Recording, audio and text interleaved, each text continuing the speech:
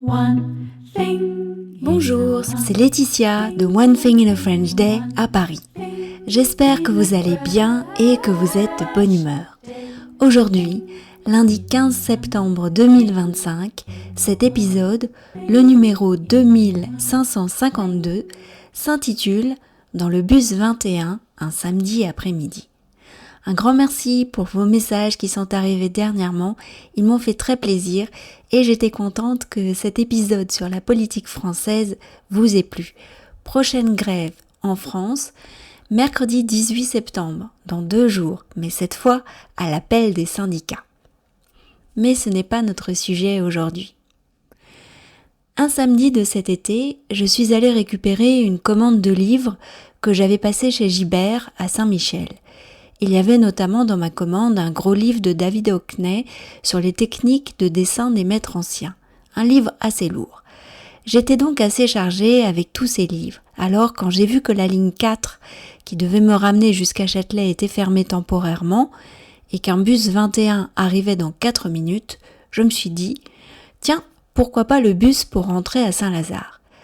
Car tous les bus qui commencent par un 2 dans Paris ont pour terminus Saint-Lazare, le 20, le 22, le 24, le 26, le 27, le 28 et le 21.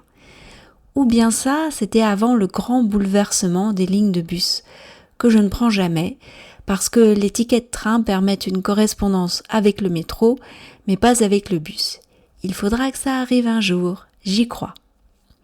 Donc, je monte et je trouve une place à l'arrière dans un espace à 4 places. 1 ou 2 arrêts après, quelques jeunes femmes montent et se placent derrière moi, dans la rangée de sièges tout au fond du bus. Ce sont des touristes, je pense, car elles parlent en anglais avec un accent américain. Cependant, l'une d'elles prononce des mots en français sans accent. Peut-être une amie française qui leur fait visiter la ville.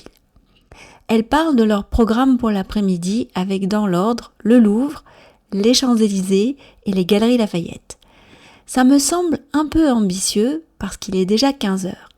Elles descendent à Louvre-Rivoli. Au même arrêt, montent 3 autres jeunes femmes françaises qui s'installent aux places qu'occupaient précédemment les touristes. L'une d'elles demande qui est là en août, car Anaël revient exprès pour les voir la dernière semaine d'août. Personne n'a de plan précis pour août. L'une d'elles dit que ça peut tomber pendant son déménagement, mais que, en vrai, si sa rentrée est plus tard, il est possible qu'elle soit là. Une autre demande alors à celle qui vient de parler si d'ailleurs elle va fêter son anniversaire. Oui, répond-elle, sans doute le jour J, mais en petit comité et sans doute aussi plus tard avec plus de monde. Les 2 autres disent alors qu'elles essaieront de venir à l'une ou l'autre des fêtes. J'en déduis qu'elles sont des amies proches, car elles n'imaginent pas ne pas faire partie du petit comité. Les 3 concluent de se tenir au courant. Et puis, la conversation part sur les débardeurs blancs, avec une question cruciale, où trouver les meilleurs débardeurs blancs. Mais ça, nous en parlerons mercredi, car One Thing in a French Day, c'est fini pour aujourd'hui. Je vous retrouve mercredi pour un nouvel épisode du podcast. À bientôt, au revoir. French